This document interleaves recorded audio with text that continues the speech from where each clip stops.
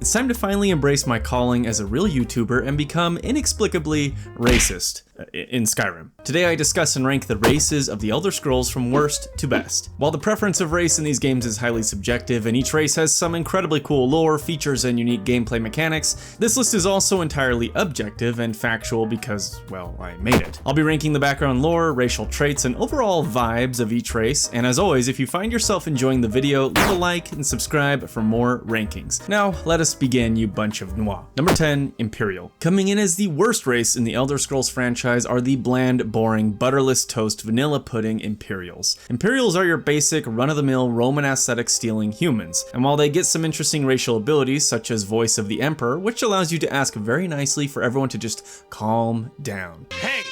No!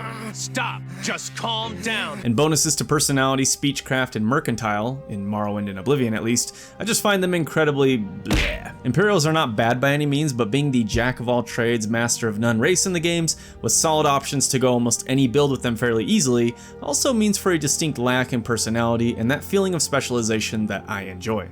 I suppose if you're going to go the more diplomatic route, which diplomacy for me in these games usually just means the consideration I make when deciding the order in which I murder people, then Imperial is a very solid race that just appeals the least to me. They are the worst thing a race can be, which is forgettable and boring. Their primary introduction in Skyrim is also not the best look, what with the whole attempted execution bit. Overall, Imperials are just kind of there, more background noise to me than a fully realized and appealing race to play. Number 9, Altmer. Coming in as the second worst race in the Elder Scrolls is everyone's least favorite, or favorite if you buy into Thalmor propaganda, high-minded high elves, the Altmer. As you may already know, or quickly realize in this video, racism is a national pastime for pretty much every race in the series, with questions of racial superiority, xenophobia, and hierarchies being massive themes throughout the Elder Scrolls. Among the general racism, however, two particular races stand alone, with the Altmer definitely entering the ultra-racist category, with the Thalmor of Skyrim being the most visible example of this. To be fair, most Altmer you meet throughout the series are actually pretty chill, if not slightly arrogant or condescending. The Thalmor definitely paint the most negative picture of the Altmer possible, but hardly represent the majority of the race themselves. Regardless, pretty much every high elf casually views themselves as being superior to everybody else,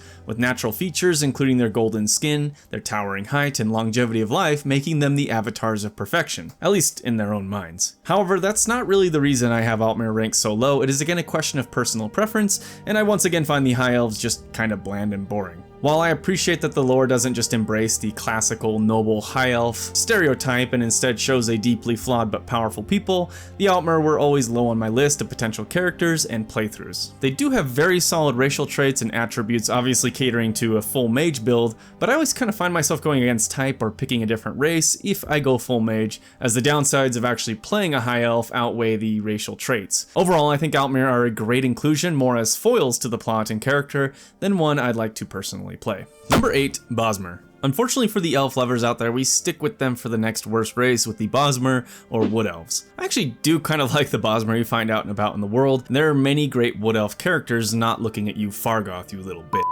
And despite their aptitude for the most original character build in all of Skyrim, the Bosmer are extremely underwhelming and underpowered in my opinion. It's more prominent in a game like Morrowind to me, but there is very little I actually find useful about their traits and racial abilities outside of their natural aptitude to stealth and ranged combat. The ability to command animals is cool on paper, but in practice is next to useless in Skyrim. My low ranking of Wood Elves is mostly due to their gameplay and appearance, because I find their lore actually very compelling and unique. Certain Bosmer in Valenwood, their homeland, are of the Green Pact, basically an unbreakable bond they have made with the world itself to protect it and slaughter any who would harm it. But what's most notable about the Green Pact Bosmer is that they practice reverse veganism, which would be, I don't know, ultra carnivorism. They basically can't eat anything made from plant life and must only consume meat, including the meat of anything they kill. So yes, if you're unlucky enough to stumble into the Valenwood uninvited, you will not only be mercilessly slaughtered by angry Bosmer, but then eaten by them out of spite. It's actually very badass lore that I wish translated to gameplay much better, and the lost potential here makes Bosmer near the bottom of my list. Number 7, Nords. Oh, Nord I didn't. That sounded better in my head. Next on our list and beginning to enter the middle ground / average races are the infamous Nords. The Viking-inspired race of Elder Scrolls, despite their aesthetic and appearance as a race of straight-up Norse fantasy ripoffs, there's actually a lot more to the Nords than meets the eye, as they have some extremely compelling lore and history in the land of Skyrim. From numerous rebellions, civil wars, vies for power, raids, and wars, the history of the Nords is one of bloody conquest and perseverance in some of the most harsh lands in the world of Elder Scrolls. This is realized somewhat through their natural resistance to frost and prowess for battle. Nords are a great choice for almost any character build, but they definitely excel in martial combat. Many players have a soft spot for Nords, as they are of course the most prominently featured race and culture in Skyrim, and I'm sure many new players' first character was in fact a Nord. For me, as cool as they are, they still fall on the more bland side of racial options within the Elder Scrolls, and lack that special sauce that makes for a truly intriguing race. But I love a good Nord berserker, and I appreciate how hilariously out of place they look in Morrowind, but when stacked up against the other races at this point, they get edged out by the other options. Lore-wise, Nords also suffer a bit when it comes to their chosen gods and deities, which they essentially just yoinked from the Imperial Pantheon and renamed. They also let themselves be banned from worshipping their main god, Talos, who hasn't even been dead that long, which is just kind of strange. Number 6, Breton. If Imperials are fantasy vanilla pudding, then Bretons are vanilla pudding with a few chocolate chips sprinkled in. I know I've ranked many races lower due to their bland and generic nature, and Bretons could definitely fall within that category, but hear me out. Magic resistance. One of the more useful and powerful traits in the games, magic resistance is always good and universally applicable, and in general the generic nature of Bretons for some reason just doesn't bother me nearly as much. While their culture and architecture is definitely extremely generic Western fantasy, taking inspiration from a conglomeration of real-life French and English tropes and history, I still find them to be an interesting inclusion within Tamriel. With a richly detailed history full of feudal infighting and the occasional unification against a greater threat, Bretons are just a solid race in the lore. They also have a little bit of flavor as they're descended partly from elves, and essentially being half elves, the Bretons are extremely proficient with magic and swordplay, making them some of the best battle mages within almost any game. While Bretons are an extremely good race to pick for gameplay purposes, I still struggle to get into them as much due to their somewhat generic background and appearance compared to other options. However, if I want to do a pretty vanilla playthrough and enjoy a mix of magic and martial abilities, Breton is an extremely solid choice. Number 5, Redguard. Ranking Redguard higher than all the previous entries shows my inner weeb. Weeb, you might wonder, aren't Redguard just the Middle Eastern fantasy race? And yeah, while aesthetically you might be right, as Redguard armor and architecture definitely shows heavy inspiration from something like Arabian Nights, their lore and story is actually much more heavily influenced by historical Japan. From their focus on honor in combat, swordsmanship, loyalty, and the importance of bloodlines, essentially they follow Bushido. Their history of hundreds of years of continuous feudal civil wars between provincial lords and warrior monks is essentially Japanese history. The Redguards are actually a very awesome amalgamation of a few different real-world cultures and influences, with a dash of seafaring and piracy. Put shortly, Redguards can basically be roaming Arabian Ronin, sailing the seas and dancing with blades. The Redguard focus on martial combat and swordplay, making them a favorite of mine if I want to go pure warrior, and they are definitely one of my personal top picks for this playstyle. They have a very unique position in the lore, and I personally can't wait for Elder Scrolls 6, if it ever truly releases, to further explore and discover the Redguard homeland of Hammerfell, as it seems to be the setting for the latest game in development. Depending on how well it's handled, likely seeing the Redguard culture so closely would bump them up higher in my list, but for now they stay in the middle as we ignore the Elder Scrolls Adventure Redguard game. We just don't mention it. Also, they have curved swords. Curved swords. Number 4, Khajiit. Rogue Ranks has videos if you have likes. That also came out funnier in my head. Khajiit are the Elder Scrolls answer to the question of how thin is the line between uncannily furry-like and just straight up awesome race of cat people. I have a soft spot in my heart for the Khajiit and just think they are such a perfect inclusion to the Elder Scrolls in general. From their lore and history to their incredible voice lines to their racial abilities and aptitudes, the Khajiit can be so much fun to play and roleplay in pretty much every game. I love how so much of their lore sounds like it was just made up on the spot by a panicking DM at a table of D&D players who started asking way too many random questions about the world. Where are they from? Yeah, their homeland is called Elsewhere. What do they worship? Yeah, their pantheon is called Riddlethar. Are they sneaky? Yeah, of course they're sneaky. They're cats. What do you think? The Khajiit abilities I find very flavorful and fun, from improved hand-to-claw combat, excellent agility, speed, and stealth, and the very useful racial ability to see in the dark, which admittedly is less useful in Skyrim. Khajiit, though, are my favorite race to play when rolling as a thief or assassin. Their pantheon basically consists of worshipping different phases of the moon, which can impact their appearance and place in Khajiit society depending on which phase they were born under. It's a very unique and compelling bit of novel fantasy lore. While they mostly appear in Skyrim as traders or nomads traveling and looking for their place among other people, the Khajiit have played pretty significant role in major events throughout Tamriel. They're just awesome, and at the end of the day you can play as a giant sneaky cat. What's not to love? Number 3, Orc. The Orcs, or Orsimer, are another race that I have a big soft spot for, as my recent back-to-back playthroughs of Morrowind, Oblivion, and Skyrim featured Lurtz, an Orc ranger who somehow jumped through space and time to appear in each entry as the same character. Orcs are just fantastic, with their lore embracing the classic, generic, barbaric, tribal warrior angle, while at the same time subverting that very same trope. While Orcs do live up to the stereotype of the brutish warriors,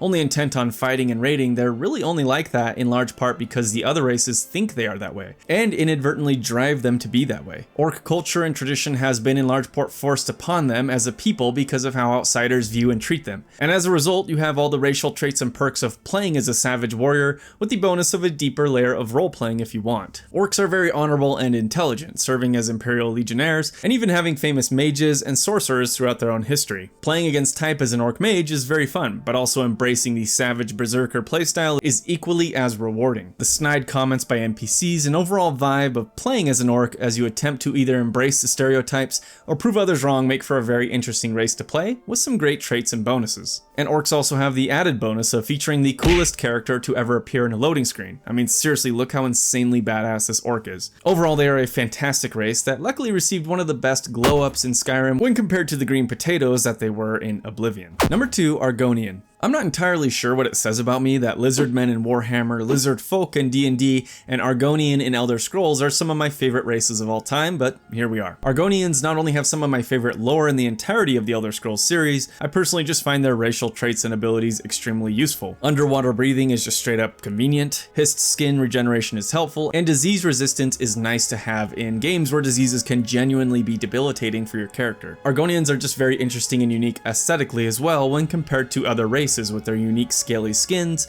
colors, and feathers of all things. I just find them very compelling to play and encounter within the world. And while it's sad to see almost every Argonian encountered in Morrowind enslaved, it just further incentivizes freeing these cute little guys. Argonian lore is extremely interesting and straight up badass. Spawned from the Hist, basically sentient trees that breathe life into the race from lesser lizards, the Argonians of Black Marsh have some very unique culture and traditions, including the spawning of shadow scales, those born under the sign of the shadow that serve as scaly assassins. Most notably during the Oblivion Crisis, as the other virgin races desperately fended off Daedric forces and were being overrun, the Chad Argonians not only held the Daedric back, but did so ferociously that they pushed and invaded Oblivion itself. Their counterattack was so overwhelming that the Daedra were forced to close the Oblivion gates just so that they wouldn't be conquered by these absolute scaly legends. And despite how cool all of that is and how awesome they are to play, the real reason they're second in my list is because of that insatiable, lusty Argonian maid. Number 1, Dunmer. Bringing us home as my favorite race in all of Elder Scrolls is of course the Dunmer or Dark Elves of Morrowind. Based solely on morality, these guys are some of the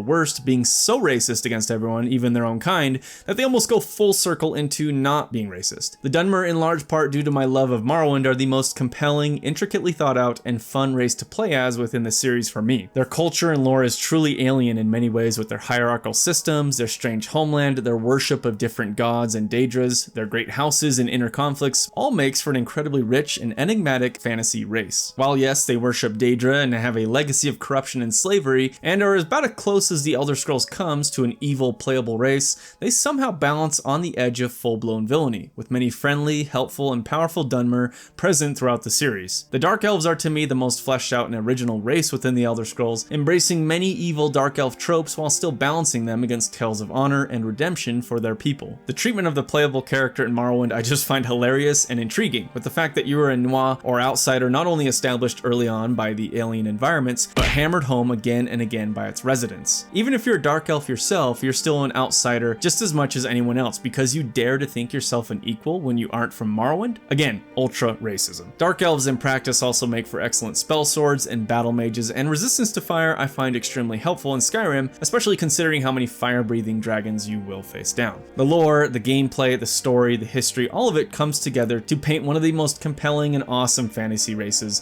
of all time. And Dunmer just overall are my favorite race in the franchise. And that's it for my list. Let me know how wrong I am in the comments below if you disagree, or let me know your personal rankings of the races of Elder Scrolls from your least favorite to favorite. That's it for me, until next time.